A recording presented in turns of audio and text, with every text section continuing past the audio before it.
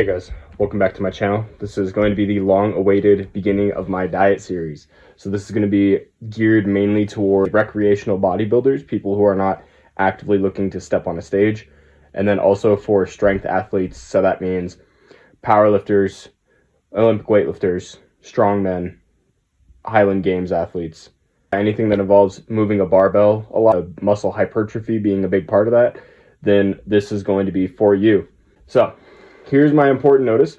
You all need to drink water. Your lips are dry as shit right now. Don't lick them. They're already dry. It's very important that you are able to drink water both for your muscles and your overall health. You can get kidney failure simply by not drinking enough water.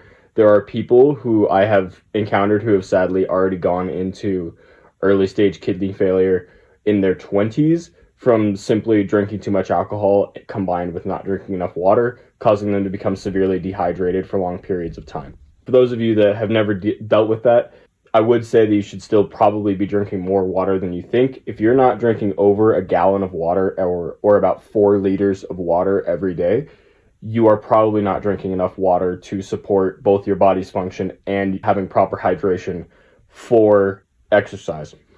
All right, let's talk about the difference between bulking and cutting. So you guys pretty much know what the differences are. I'm not going to go ahead and read these to you. I will point out that last one though, which is when in doubt, you should be bulking. So this idea of like main gaining or maintaining or recomp does work when you're at a very, very early level. So for those of you that are probably within your first year of consistent training, you can recomp very, very well. The problem is that as you get more advanced, you're going to have the calories driving you either toward losing body fat or gaining muscular size. You're going to need more push from your diet than you will get from just training alone. All right, let's talk about calories, guys. This is going to be one of the most important actually the most important factor in your diet. And this is where everything else is going to be centered around. So why do they matter? To put it simply, guys, if your body doesn't have enough fuel or enough material to rebuild itself, you are not going to be able to adequately support hard training, competition, or the recovery associated with muscular hypertrophy.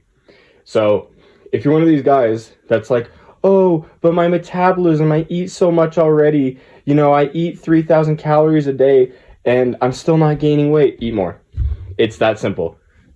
It's not easy, but there are definitely hoops you can jump through to be able to get more calories into your diet without negatively affecting the quality of what you eat, which is also very, very important. So here's some guidelines on what your calorie intake should be for weight gain and weight loss. I'm going to go ahead and let you guys read over this, and I'm going to talk about how you can find what your maintenance caloric intake is. And then obviously you guys can adjust based on these guidelines here.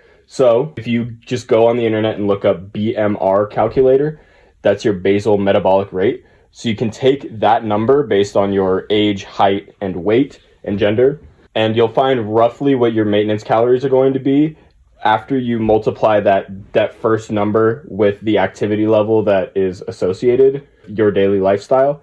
So for most of you, you're either going to be in that third or fourth category because you're going to be going to the gym several days a week and training intensely.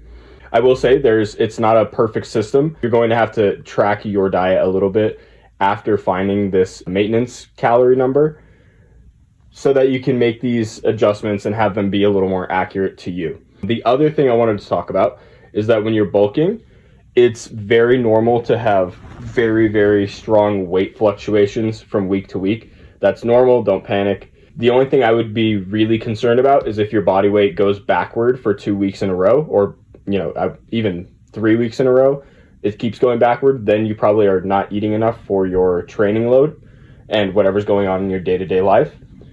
Or if you gain more than about 2 pounds in 2 consecutive weeks, that's going to be a little concerning. Muscle hypertrophy is not a linear process. That's why you have this third bullet point in the bulking column where I'm talking about signs of a bulk going right, because the scale is just a very, very small piece of it. Your clothes fitting tighter on muscles that you are training is a wonderful sign that no one seems to talk about. And then also having your strength increase is literally a 1-to-1 carryover from your muscle growth.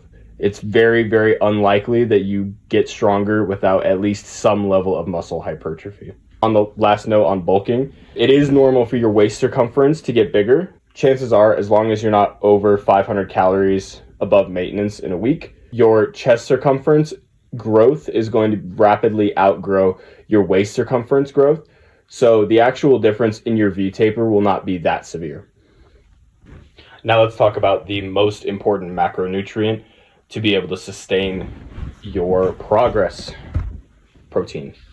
The issue with protein that comes up a lot that most people don't realize is that a lot of protein sources are extremely expensive, but they don't really have to be, because although the quality of the protein you're eating matters for muscle growth, there's actually a pretty significant overlap between the types of protein that are good for muscle growth and the type of protein that is cheap. So you'll see on this left-hand column, I've got eggs, chicken, and whey protein / milk. All of those are wonderful sources for muscle growth, and they're extremely, extremely, extremely cheap as long as you buy them in bulk and probably cook in bulk. And just meal prep, that's what I did. The other thing that gets thrown around a lot, this is a big misconception, is how much protein you actually need for growth.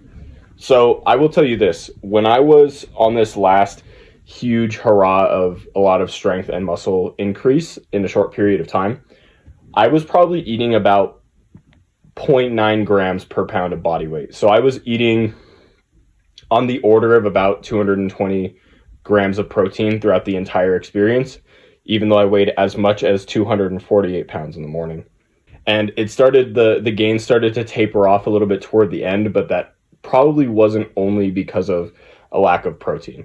So when you intake a lot of carbs, it has a protein sparing effect. So it is going to be a little bit less important that you get to that standard of 1 gram per pound of body weight. Now, when you're cutting, the protein, it's probably true that you actually wouldn't need this much protein either. The issue is that you'll start to run into issues of feeling very hungry while you're cutting, but the protein is actually much harder for your body to digest. So it's going to cause your body to have to expend a lot more energy to digest the protein, and it'll help you feel full longer. So it's kind of like you get 2 extra bonuses just by eating a little more protein as compared to carbs and fat. Let's talk about carbohydrates and why they are wildly, wildly, wildly unappreciated for what they do when it comes to hypertrophy. I'm going to go ahead and let you guys read all of this while I talk a little bit about this. Carbs will get their own episode in this series, so I'll be able to delve more into it. But one of the most anabolic compounds your body can release is insulin. It's significantly more anabolic than testosterone, something on the order of 10 or 12 times more anabolic than bioidentical testosterone. That's insulin. And the only way your body will release insulin is when you intake carbohydrates, right? And what insulin does is it shuttles a lot of nutrients that are in your bloodstream into the muscles and into the tissue that just got damaged. So a really good trick here is to consume carbohydrates with your protein before and after training. And what that'll do for you is it'll give you a huge spike of energy, because carbohydrates are your body's main source of energy during your training session. So you'll be able to train harder. And then afterward, you'll be able to get the insulin spike so that the protein, the main building block of your muscles, is able to be more readily available to recover. That's where the whole anabolic window thing comes from. But a lot of the research is very muddy on that, so I'm not going to get into that here. The issue with carbs is that there's a lot of foods that are covered under this as the main macronutrient. So you should have a variety of carb sources. I would say that you want to look for options that are either more or less calorie dense whenever you're bulking versus cutting. But the reality is that you're still going to need a decent amount of carbs either way. So there should be some element of probably potatoes and rice even when you're cutting. And then there also should be a good element of spinach and broccoli when you're bulking. Just probably shifting a little more one way or the other depending on what's going on. Now for the most controversial one that no one wants to talk about, and that's your fats. Chances are that you're going to get both your saturated and unsaturated fat from your protein sources already is actually extremely high. In order to get the amount of carbohydrates that you will need or want to have, I guess, to have more of the insulin release, chances are you're going to want to choose leaner cuts of meat when possible. So, chicken breast versus chicken thighs, or, having 90-10 ground beef versus 70-30 ground beef. Obviously, do what is affordable for you because the difference is probably not going to be that dramatic, but it is notable, right? And fats do contribute to a significant amount more calories. So if you are cutting, it is something you should really, really consider. Also, it's important to say that you should not go below that 0.3 gram per pound of body weight line ever, because once you start to go below that, you're going to start running into issues of lack of saturated fat for hormone production, a lot of your body's own natural processes that it really needs fat for.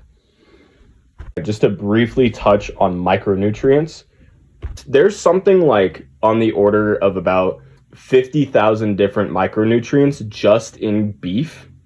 So there's way too many to get into, even in its own episode.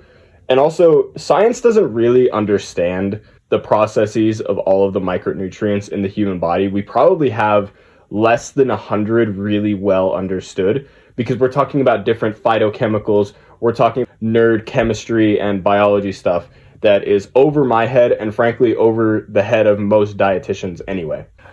Even though when I do make the micronutrient video, I will go over probably about 5 to 8 different micronutrients.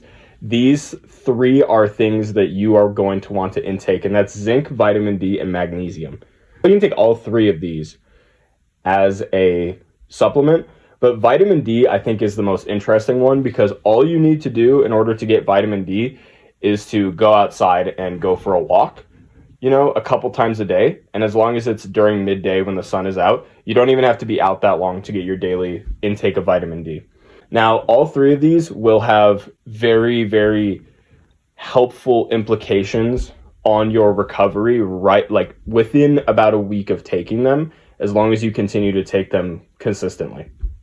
Thanks for watching, guys. I hope you're inspired by these 3 very, very anabolic gentlemen about to dig into some sushi, which can be considered a superfood if you take some Aristotle logic and make a lot of logical jumps. I wonder if this was an awkward sit-down conversation off camera. Anyway, thanks again for watching, guys. I will see you around. The next episode in this series is going to be on protein, and I'll go into all the different amino acids and break down a little more what foods are going to be good and what foods are going to be a little bit less good, because there's no bad option. So thanks again, guys. I'll see you around.